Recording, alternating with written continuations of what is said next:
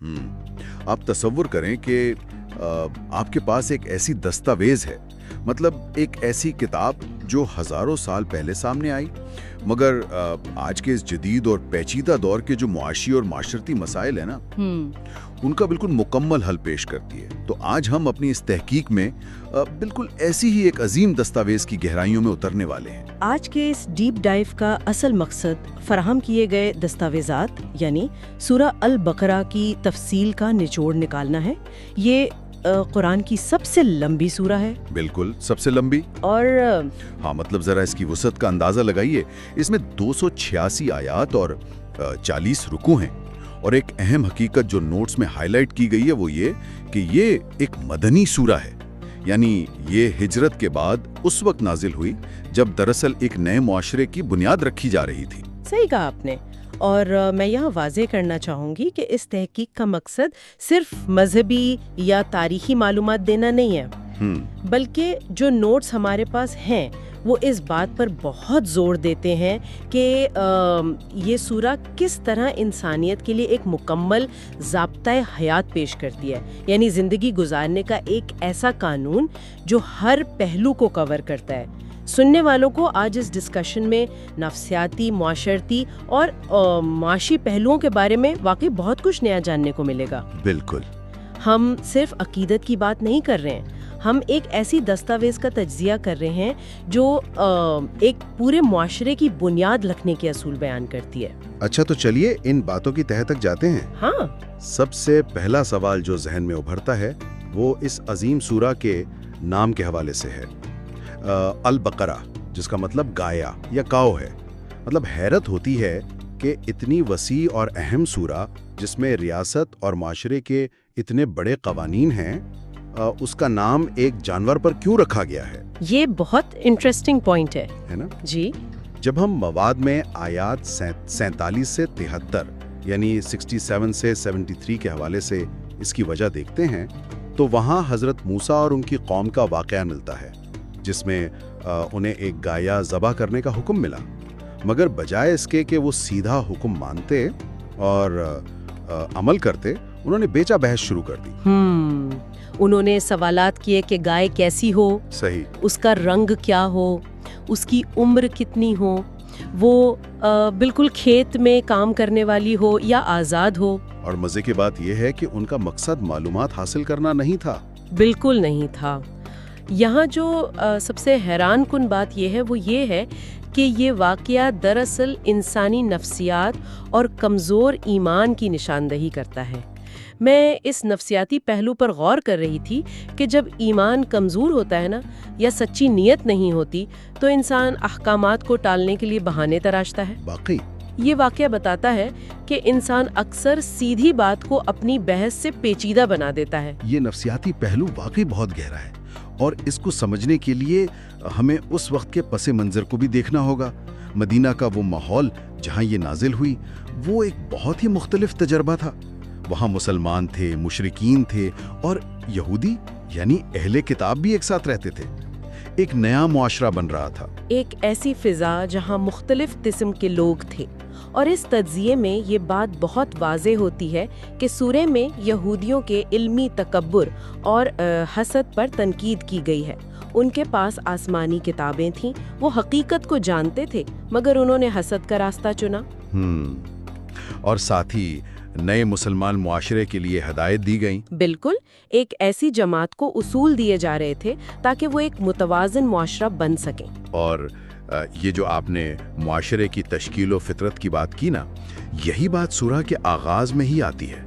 अलिफ लाम मीम के फौरन बाद लोगों को 3 हिस्सों में बांटा गया है। हाँ, फितरत के हिसाब से। सही। पहली किस्म मुत्तकी या मोमिनीन की है, जो गैब पर ईमान लाते हैं और दूसरों की मदद करते हैं। दूसरी किस्म काफिरीन की है, जिन्होंने हक जानने के बावजूद इनकार किया और उनके दिलों पर मोहर लग चुकी है। मगर जो तीसरी किस्म है मुनाफिकीन की, उसका जिक्र बहुत दिलचस्प है। मुनाफिकीन का जिक्र वाकई नफ्सियाती हवाले से बहुत अहम है। ये वो लोग हैं जो ज़बान से तो दावे करते हैं, मगर दिलों में उनके बीमारी है। शक की बीमारी। हाँ, वो दरअसल खुद को धोखा देते हैं। और जब उन्हें फसाद फैलाने से रोका जाता है तो वो कहते हैं कि हम तो इस्लाह करने वाले हैं, अमन कायम करने वाले हैं। आज के दौर में भी हमें ऐसी बहुत सी मिसालें मिलती हैं। वाकई अमन के नाम पर फसाद, जो मुआशरे को अंदर से खोखला करता है। फिर इस फितरत की गहराई को समझने के लिए ना मवाद में तख्लीक आदम का वाक़या आता है। हज़रत आदम को खलीफा बनाए जाने और फरिश्तों के सजदे का वाक़या, जहाँ इब्लीस ने तकब्बुर किया। उसके बाद बनी इसराइल का जिक्र आता है। उन्होंने नेमतों के बावजूद ऐद तोड़े और दुनिया की मोहब्बत में मुब्तला हुए।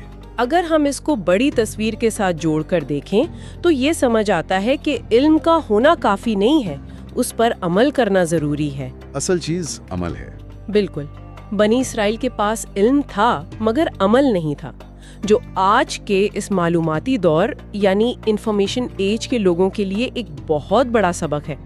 हमारे पास आज मालूमात के पहाड़ हैं, मगर क्या हम उन पर अमल कर रहे हैं? ये एक अहम सवाल है सुनने वालों के सोचने के लिए। अच्छा, उसके बाद यहाँ आकर बात वाकई बहुत दिलचस्प हो जाती है। किबला की तब्दीली। हाँ, आयत 144 में बैतुल मुक़द्दस से काबा की तरफ रुख करने का हुक्म आता है। ये सिर्फ सिमत की तब्दीली नहीं थी, बल्कि हजरत इब्राहिम की विरासत से जुड़ने और मुसलमानों को एक वसत उम्मत यानी मिडिल नेशन बनने का आलमी पैगाम था। ये वसत उम्मत का तस्वुर इंतहाई अहम है। इसका मतलब है इंतहा पसंदी से बचना और हर चीज में तवाजुन रखना।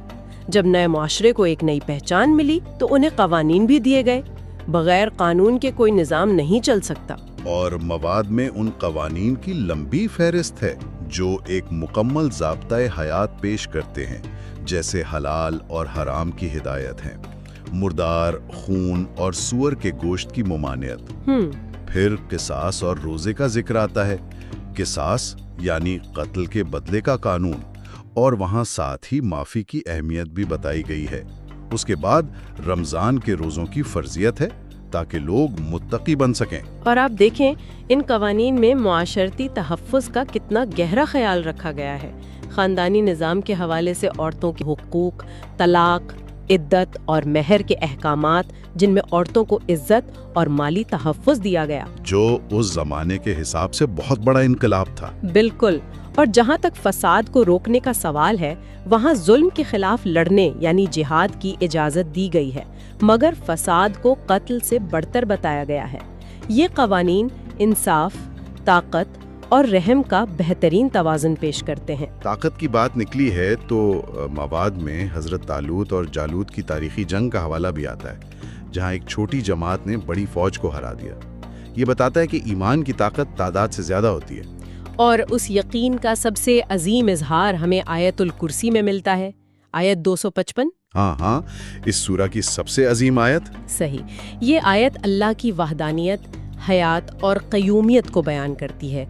और इस अजीम आयत के फ़ौरन बाद एक बहुत बुनियादी उसूल पेश किया गया है, ला इकराहा फिद्दीन, यानी दीन में कोई ज़बरदस्ती नहीं। ये आज़ादी सोच का एक बेहतरीन इजहार है। उसके बाद मवाद में ज़िंदगी और मौत के वाक़यात हैं। हज़रत इब्राहीम का नमरूद के साथ मुनाजरा, जहाँ इब्राहीम ने कहा कि मेरा रब सूरज को मशरिक से निकालता है, तू मगरिब से निकाल दे।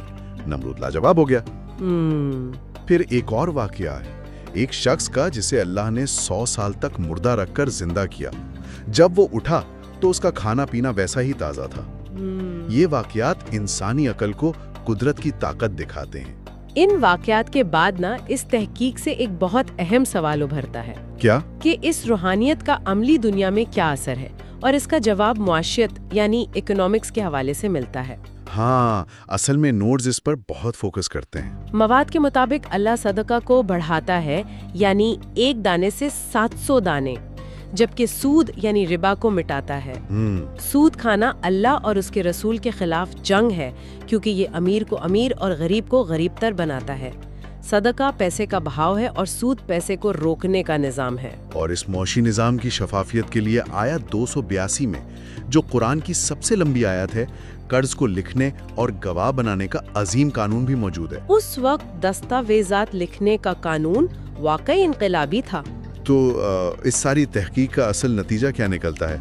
मवाद आखिर में आयत 284 की तरफ ले जाता है कि दिलों के भेद अल्लाह जानता है। और फिर आखिरी दो आयतें 285 और 286, ये आयतें बताती हैं کہ اللہ کسی جان پر اس کی طاقت سے زیادہ بوجھ نہیں ڈالتا۔ ان میں مغفرت اور مدد کی دعا شامل ہے۔ یہ آخری آیتیں ایک انسان کے دلوں کی حالت کا بہترین اظہار ہیں۔ اتنے سخت قوانین کے بعد انسان پر بوجھ محسوس ہو سکتا ہے، مگر یہ آیتیں اس بوجھ کو کم کرتی ہیں اور انسان کو عاجزی اور روحانی سکون فراہم کرتی ہیں۔ اگر ہم اس ڈیپ ڈائیو کا خلاصہ کریں تو سورہ البقرہ میں نفسیات، تاریخ، معاشیت اور روحانیت کا ایک مکمل نظام موجود ہے۔ بالکل، اور سننے والوں کے لیے میں ایک گہرا سوال چھوڑنا چاہوں گی۔ جی ضرور۔ اس سورہ کا آغاز ایک ایسے دعوے سے ہوتا ہے کہ اس کتاب میں کوئی شک نہیں، یعنی ایبسولوٹ سرٹنٹی، اور اس کا اختتام اس دعا پر ہوتا ہے کہ ہم سے بھول چوک ہو جائے تو پکڑ نہ کرنا، یعنی الٹیمیٹ ہیوملٹی۔ سوچنے کی بات یہ ہے کہ کیا ایک مکمل معاشرہ وہی نہیں جہاں لوگوں کے پاس اصولوں پر مکمل یقین بھی ہو اور ساتھ ہی اپنے اندر بے پناہ عاجزی اور نرمی بھی ہو؟ واقعی یہ ایک ایسی سوچ ہے جو ذہن میں رہنی چاہیے۔ یقین اور عاجزی کا بہترین توازن۔ ان احکامات کو جتنا غور سے پڑھا جائے، نئے پہلو سامنے آتے ہیں۔